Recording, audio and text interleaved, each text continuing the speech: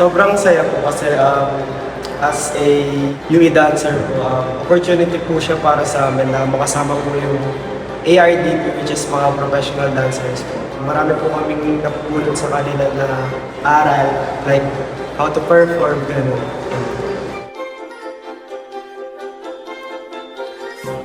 It's super fun po kasi po hindi po siya super kailangan isipin kasi kailangan maging ikaw lang yung ikaw. So you have to enjoy it lang po.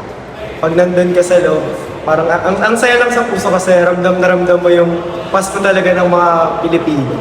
Ang sarap maging Pilipino.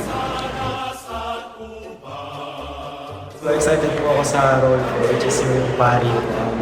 Big opportunity po siya para sa akin. Kasi first time ko po. And ayun, enjoy ko yung buong show and ang saya ng puso ng puso.